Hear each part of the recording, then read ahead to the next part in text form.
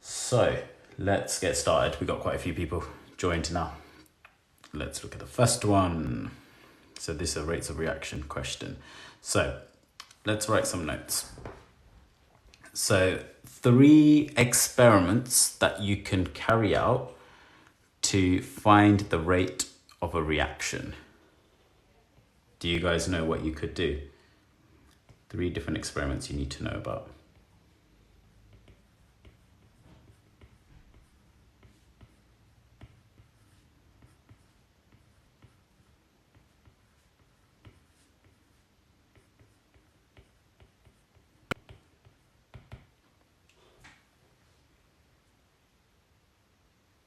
Disappearing cross, yes.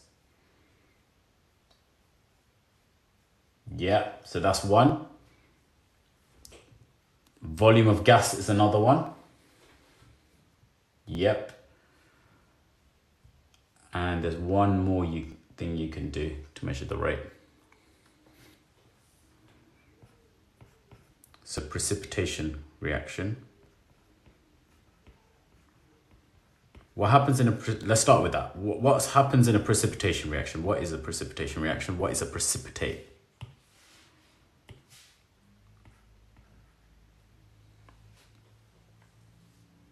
Change in mass. Yeah, that's the third one. We'll go through those 3.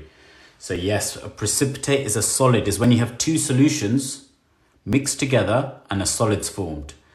So for those, they usually go cloudy because you've got a liquid which is clear at the start and then it starts to go cloudy. So what you do is you get your conical flask and you put it over a piece of paper with a cross on it. So it literally looks like a cross like that, and you put a conical flask on top.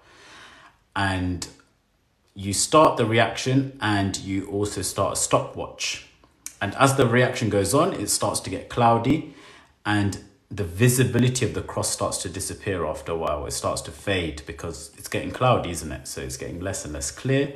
And as it disappears, you're still timing. And then when you think the cross has disappeared, you stop your stopwatch. And that tells you how fast the reaction's going. So the quicker it disappears, the faster the rate of reaction. It's not the best, it's not the most accurate way. Why is it not the best way to measure rate?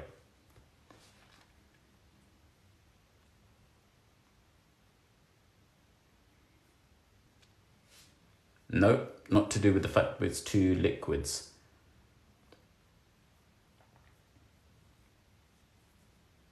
Yeah, everyone has different opinions. It's subjective.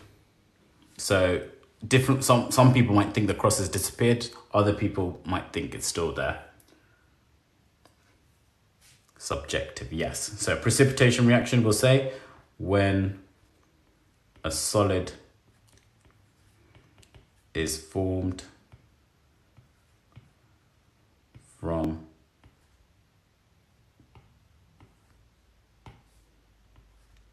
two solutions. And you carry it out. So carry out experiment.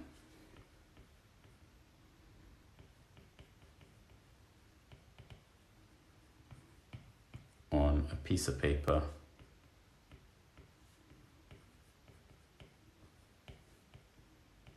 With a cross. And time. How long? Until it disappears.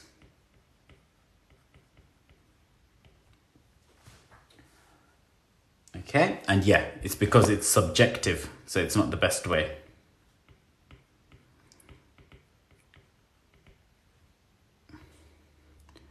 The other 2 ways, so everyone, I think you guys said already, we have measuring gas. So you can only do this for a reaction where a gas has been given off. And you basically attach a gas syringe. Usually it's a gas syringe, but sometimes you can just have a measuring cylinder with water in it upside down. and you collect the gas in it, you time with the stopwatch, and then you note down every 10 seconds how much volume has been collected. We'll see a question on that in a bit as well. So use a gas syringe to measure the volume of gas at set time intervals.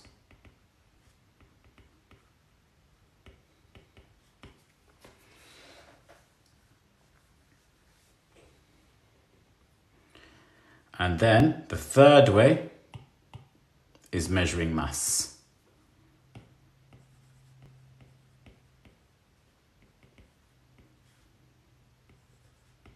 So this, again, you can only do for reactions where a gas is being given off, because the gas is going to be given off, and when you do the whole reaction on a balance, on a mass balance. So as the gas leaves, the mass of the whole container, the reaction goes down. So you can record how fast the mass is changing with a stopwatch. So carry out experiment on a mass balance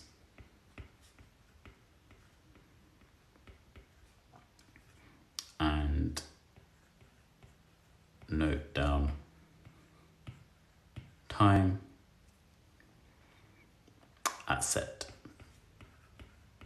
time intervals. Okay. Yeah, you can put wool on top to stop the liquid from leaving. You can do that. Are both the gas and change of mass? No, the gas one doesn't need to be carried out on a mass balance. No, you're just measuring the volume of gas. Okay. Example: these are AQA questions. All right. So no, it's GCSE, guys. GCSE science. Let's look at this question. So this is the experiment with a cross on it. So we know this is a precipitation reaction. It hasn't been said anywhere that it's a precipitation reaction. How can we tell from the question it's precipitation, except for the fact that there's a cross? There's something else from the equation that you can tell. Please, can you explain the first one? This is, precipitation reaction. That's literally what's happening here. So I'll explain it using this question.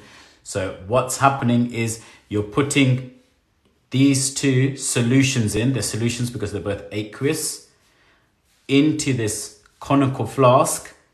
And the reason it goes cloudy is because there's a solid. You see that there? There's a solid being formed.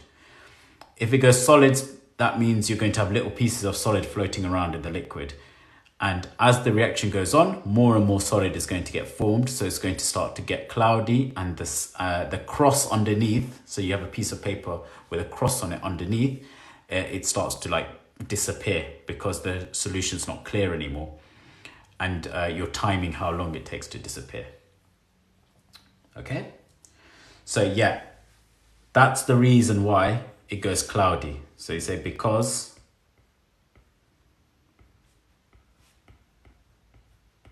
sulfur is formed, which is a solid.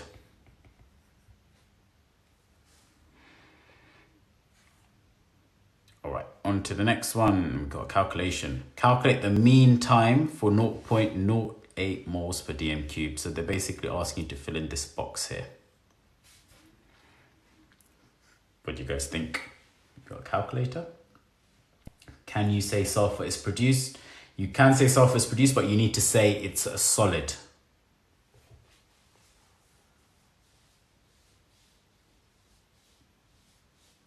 Why were there 2 marks? 1 mark for saying sulfur is formed, and the second mark is to say the sulfur is a solid.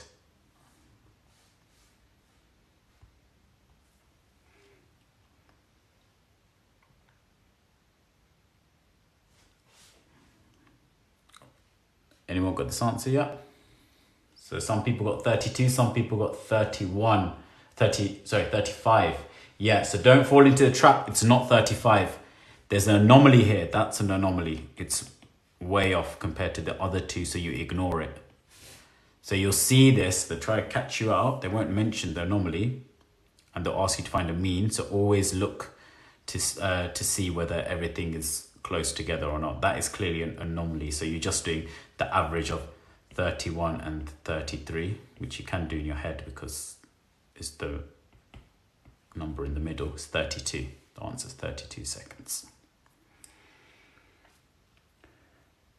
Yeah, it's recorded, guys. I'll be posting this on YouTube, this whole live on YouTube tomorrow or Thursday. How do you know if it's an anomaly? It's usually way off. They'll make it obvious if it's an anomaly. They wouldn't give you like awkward numbers. I would say if it's out by, let's say 20%, so 20% of 31, if it's out by that much, I would say it's an anomaly.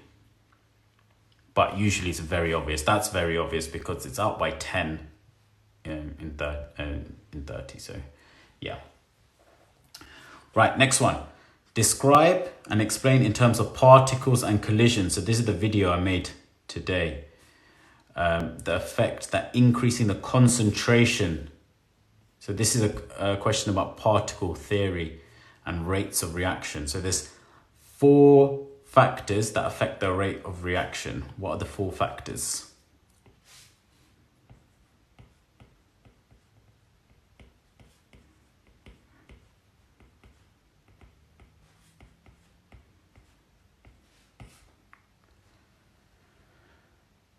Yeah, temperature, concentration, pressure.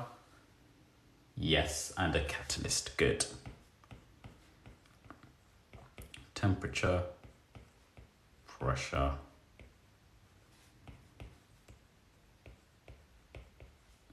surface area, and catalyst. So if you increase this, that'll increase the rate. If you increase the top 3, it'll increase the rate. Catalyst, that's just something you add into the reaction. It doesn't get used up in the reaction, so it doesn't actually it doesn't disappear in the reaction. It always comes back at the end.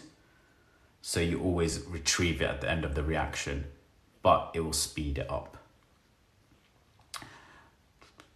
Yeah, concentration, guys. Pressure and concentration in this topic are the same thing.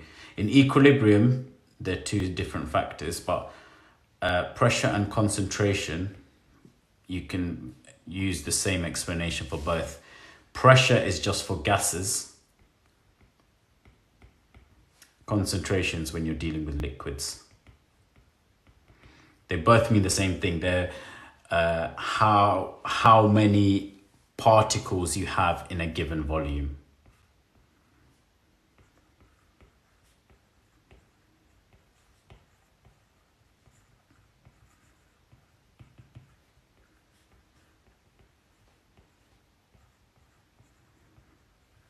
That's what it means.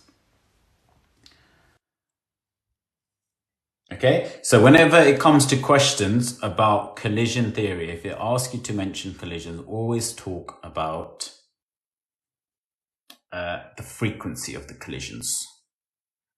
How often the collisions happen.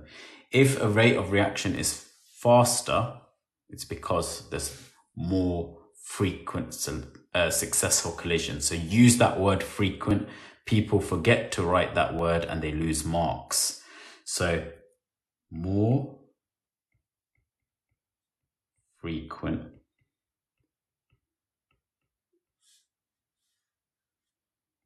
in the mark schemes is always underlined, the word frequent.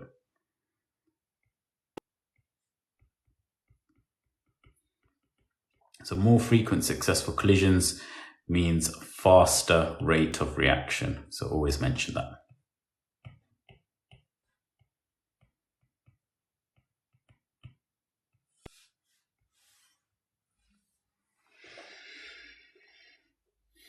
Right. Any questions so far? More particles in a fixed volume, therefore. Yes. So I've got all of these four summarized and how they affect the rate on TikTok. I literally posted it a few hours ago. So if you haven't seen it yet, go after the live, just go and watch it, and it summarizes them and why all of this happens. So on the question, it's asking for concentration. So concentration, if you have more concentration, that means you have more particles in a given volume.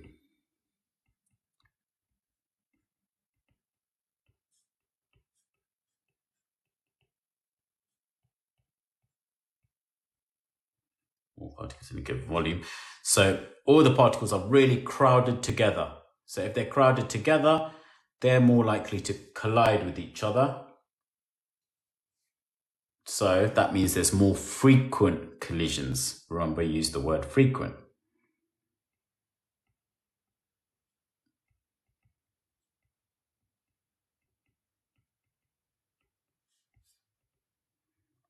Let's say successful collisions.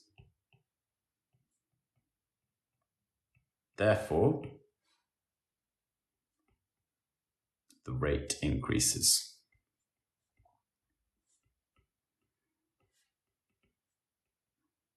Any questions on this so far?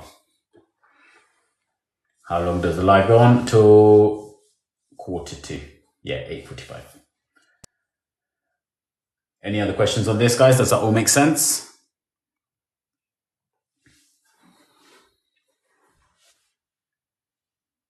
Okay, good. Right, this question is an equilibrium question. I just took out the equilibrium parts of the question. So it's a question about ethanol. So ethanol is produced using this reaction here. And the question says, so we've got a flow diagram of the process. Forget about that. I want to focus on just the equilibrium part. The forward reaction is exothermic. Using Le Chatelier's principle, predicts the effect of increasing temperature on the amount of ethanol produced at equilibrium. So what is it? What are the different factors that affect equilibrium? Let's add an extra page of notes.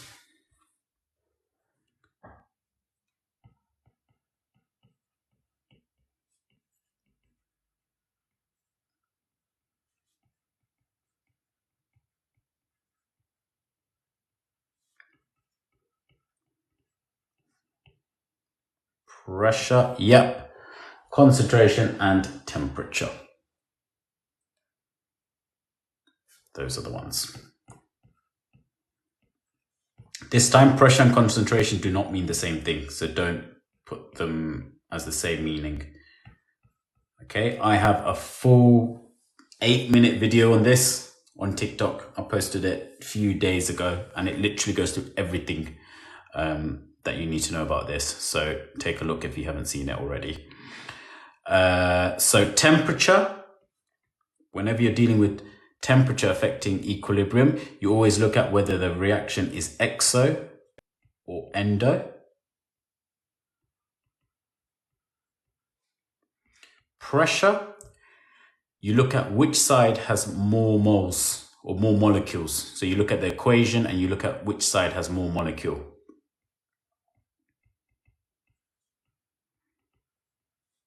So which side of the equation?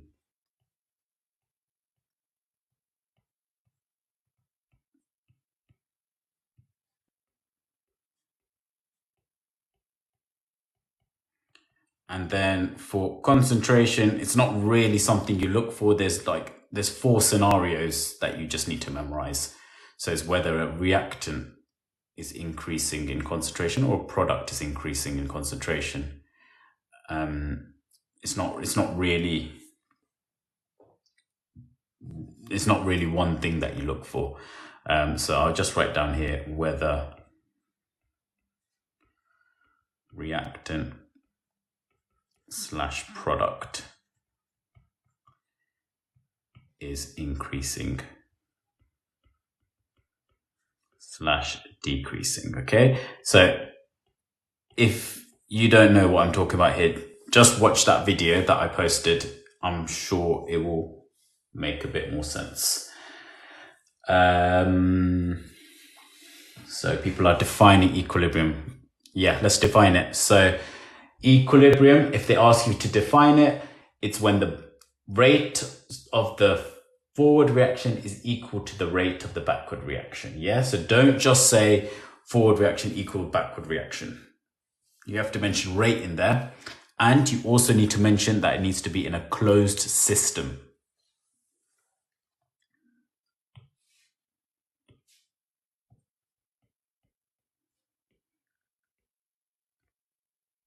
So when forward reaction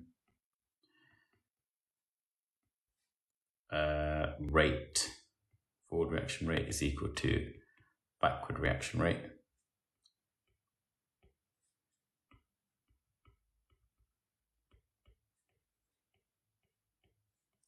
In a closed system.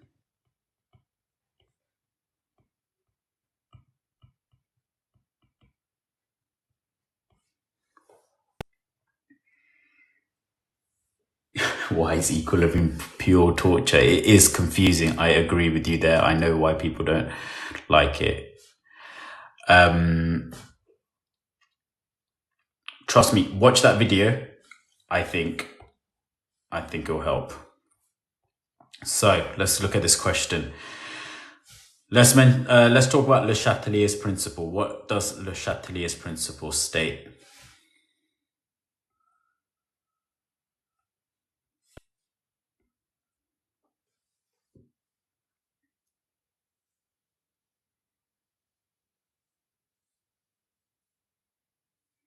Or what's the principle that helps you predict what changing a condition is going to do to the equilibrium?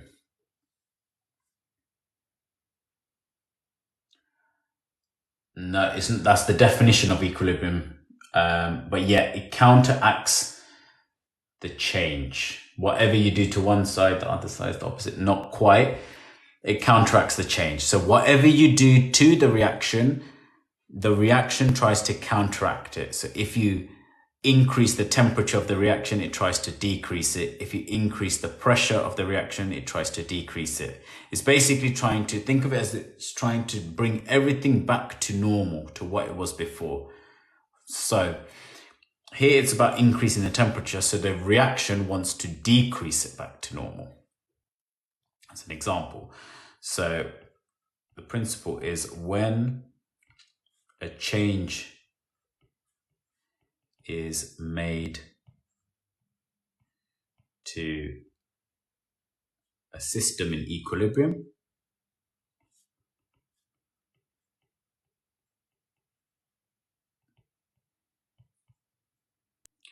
the system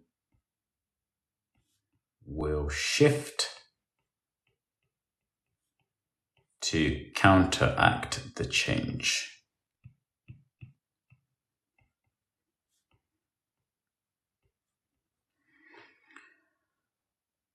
All right, so in this question here, forward reaction's exothermic. So this is what it looks like. Let me label it here. Forward reaction exo. That means the backward reaction has to be endo. Yeah, so that's always the case. If the forward was endo, the backward has to be exo. And it says we're going to increase temperature. So what's going to happen, guys? If we increase the temperature here, it wants to decrease it. So which side is it going to rather go to? Endothermic or exothermic side? How do you know if it's endo or exo? It tells you in the question. They always have to mention it. There's not really any other way you can work it out. They've said in the question here, the forward reaction is exothermic.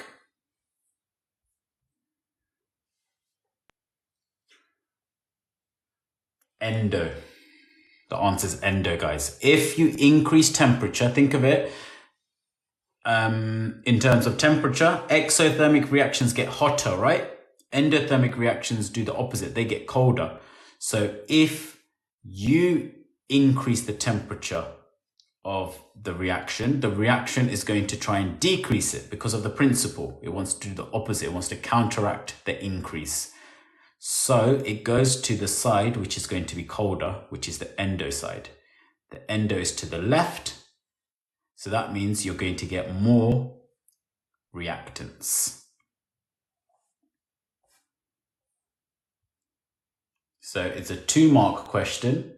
So you would say it's asking for temperature on the amount. Let me show you. It says the amount of ethanol produced. Yeah. So ethanol is the product.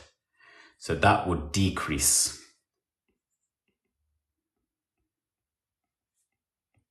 So amount of ethanol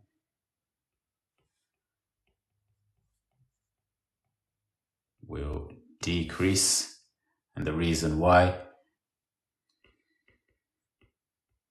because equilibrium shifts to the left.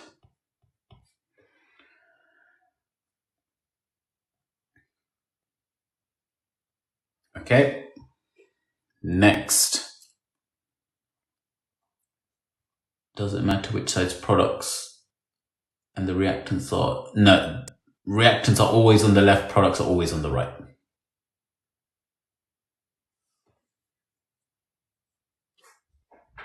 Can I zoom out or zoom in? Can I zoom out? Yeah, okay. No, this isn't triple, this is combined. Right, next question is about pressure. What would happen if you increase pressure? So increasing pressure depends on, we wrote down, pressure depends on which side of the equation has more molecules. So let's look at the reaction. Which side has more molecules?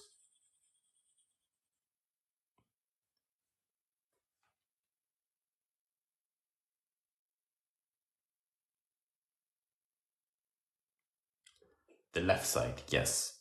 The left side has 2 molecules. 1, 2. This one has 1. So if you increase pressure, is it going to go to the left or to the right? If you increase pressure, it wants to decrease pressure back. So it's going to go to the side which is going to cause less pressure. And that's the side with less molecules. Usually in a gas, if you have a few molecules, that's not as much pressure. That's only a bit of pressure because the molecules are hitting the walls less. There's less force on the walls of the container. But if you have loads of molecules, so here we have like double the amount of molecules, right? So imagine in the closed system, you have double the amount of molecules, there's going to be more pressure. So according to the principle, if we increase pressure, it's going to shift to the side which causes less pressure, which is the side with less molecules, which is the right. Well done, guys. So we'll say for our answer, what would happen to ethanol? Amount of ethanol would increase or decrease if it goes to the right?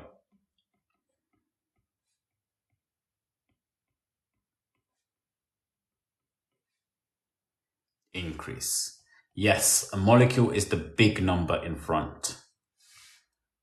So you look at the big numbers in front.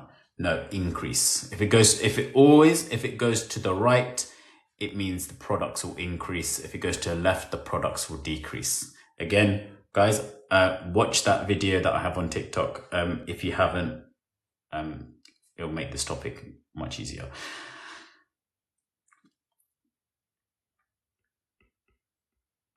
Because equilibrium shifts to the right.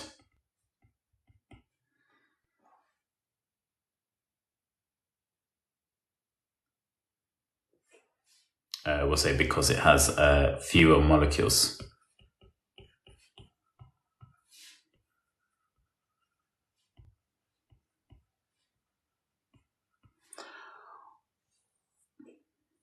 Right, okay, next question. So this is another one on rates of reaction. This is, remember we talked about the 3 different ways to measure the rate of reaction. We've already looked at a question on precipitation reactions.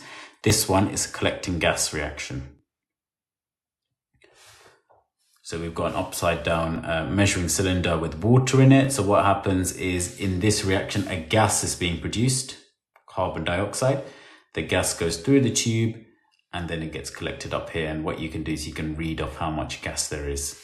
So you'll have a stopwatch, and every 5 seconds you record how much volume of gas there is in there. So student plotted the results. Here we got the results. State one conclusion the student can make about effect of temperature on the rate of reaction.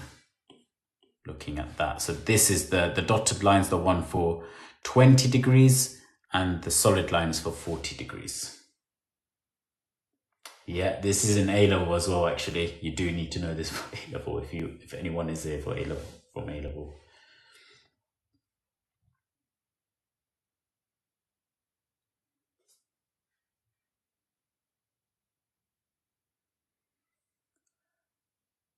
Yep. So the higher the temperature, the greater the rate. Perfect.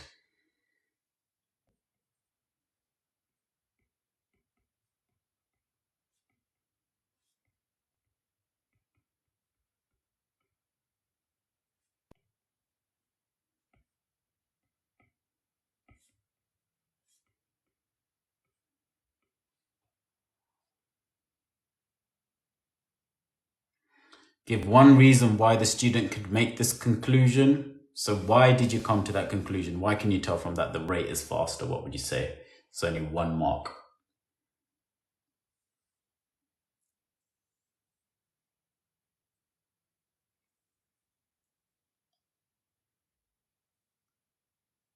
There isn't more volume of gas given off. That wouldn't be right. See, look here. Both of them have the same volume of gas. They both give off 40 centimeters cubed of gas. So that's not the answer. The answer is because it has a steeper gradient. Yep.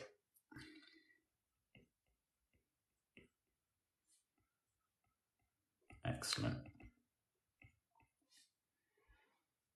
Steeper gradient just means the line is steeper. So this is less steep. This is steeper. It's harder to climb if you want to think of it that way, if you're trying to climb that curve. For the hydrochloric acid at 60 degrees, the student had collected 30 centimeters cubed in 15 seconds. Calculate the average rate of reaction from 0 to 15 seconds. How would you do that?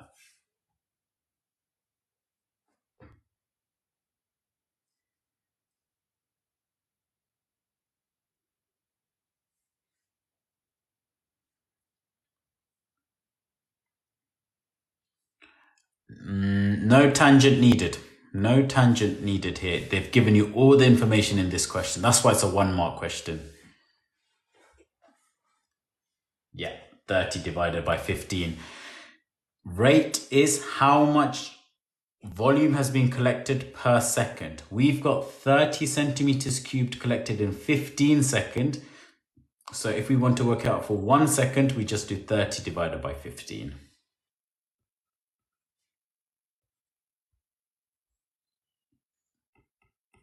So the answer is 2 centimeters cubed per second.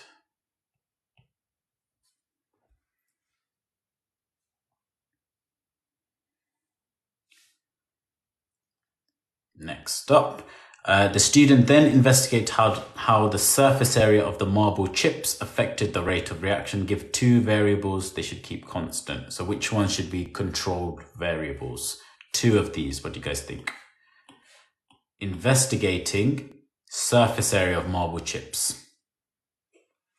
How do you change surface area of a solid? What do you do to increase the surface area?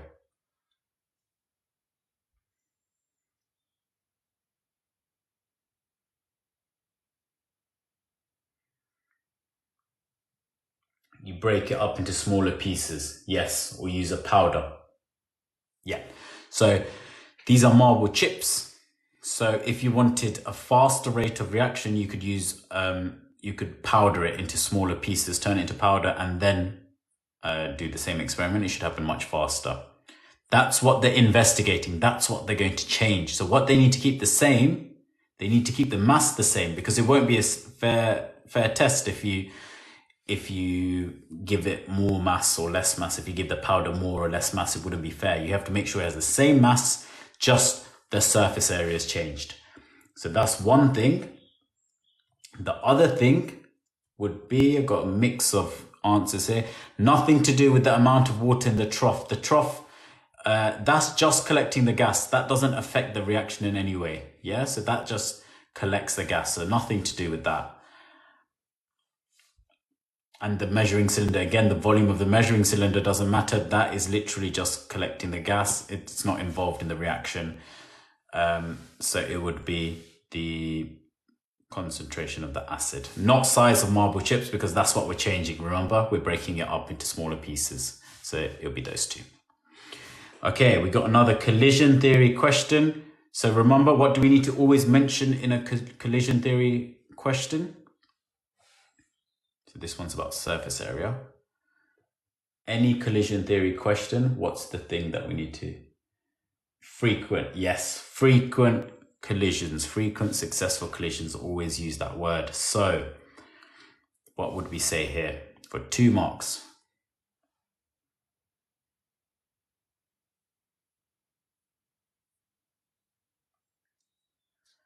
More frequent successful collisions. Yep, that's 1 mark.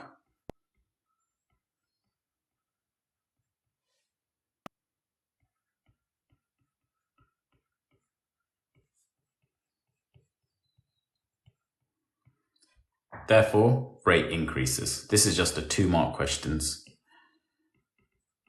So you don't really need to say much more.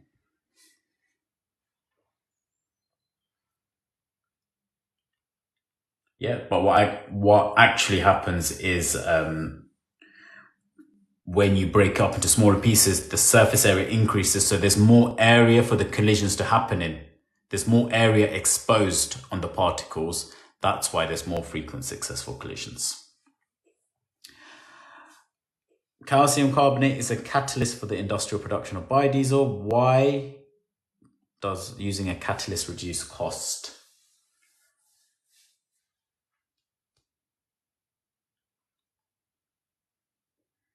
It does lower activation energy, yes. In terms of the actual industrial production, so a factory, imagine a factory is trying to make biodiesel. Why would that make it cheaper? Because they're not... Yeah, it's not used up. That's one thing. Yep, they don't get used up. You can also say that it reduces the total energy cost. So like if they need to run their reaction at, let's say, 70 degrees, yes, that means they need to heat the reactor or whatever it is up to 70 degrees. But if they use a catalyst, maybe they can just use 60 degrees. That's going to save them a lot of money on bills, running the reactor at 60 degrees. So that's another reason. So yeah, you can say any of those things. So reduces energy required, or you can say lowers the temperature, or you can say it doesn't get used up.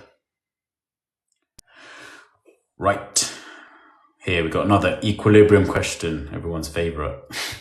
What is meant by closed system for 1 mark?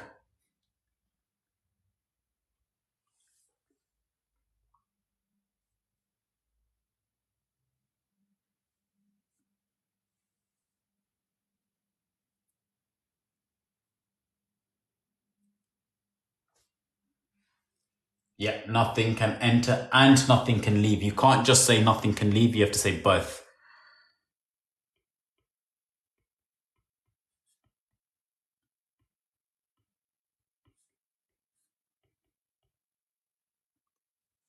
Explain why when a reversible reaction reaches equilibrium, the reaction appears to have stopped.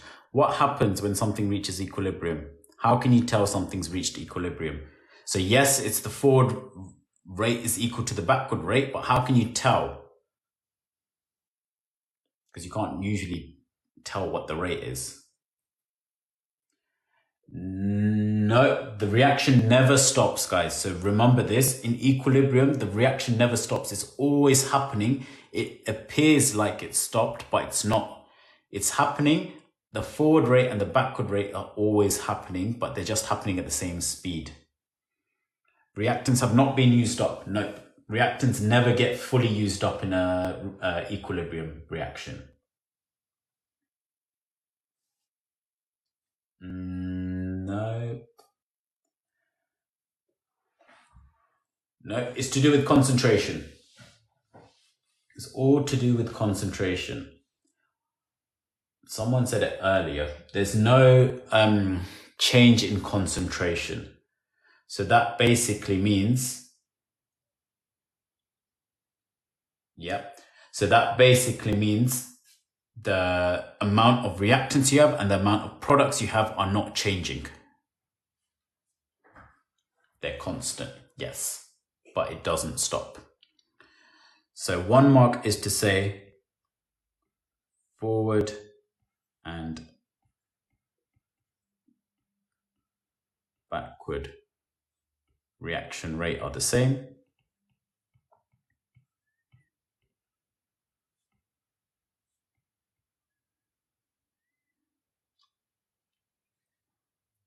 And there are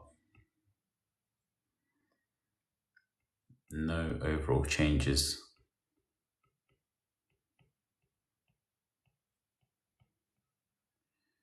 to reactants and product concentration.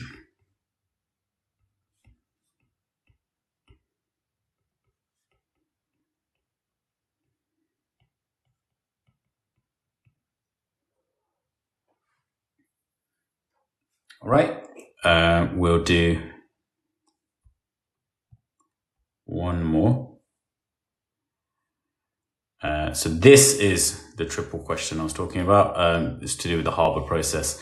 One natural resource from which hydrogen is produced. Just memorize this. It's from fossil fuels. You can get it from fossil fuels. You can get it from alkanes and alkenes. Next question. The Haber process uses a catalyst to speed up the reaction. Explain how the catalyst speeds up a reaction. No.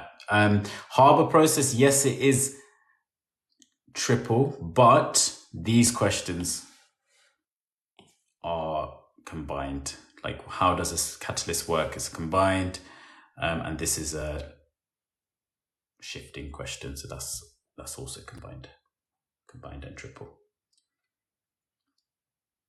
Yep. So it provides an alternative pathway for the reaction.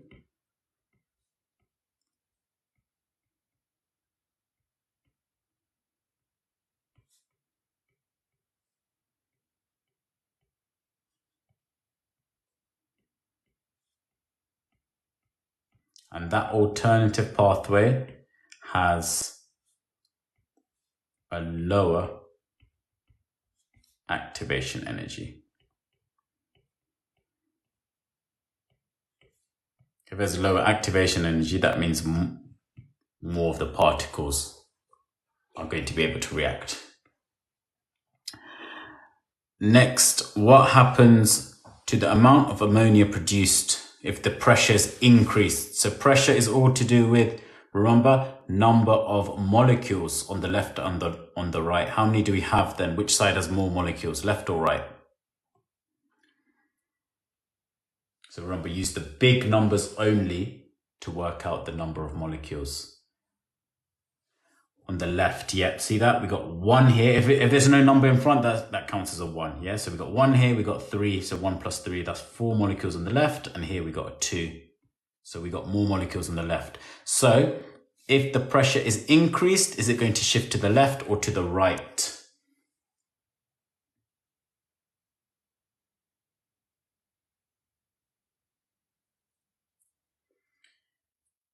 It's going to move to the right. Let me remind you guys, if you increase the pressure, the reaction wants to decrease it back to normal, right? If it wants to decrease it, it wants to go to the side with fewer molecules. That is the left-hand side. Think of the principle. It always tries to do the opposite. So what happens to the amount of ammonia? Will it increase or decrease?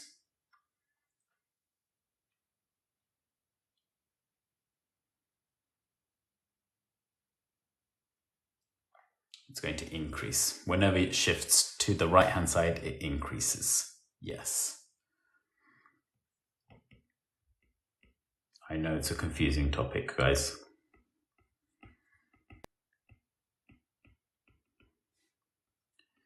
Amount of ammonia increases because equilibrium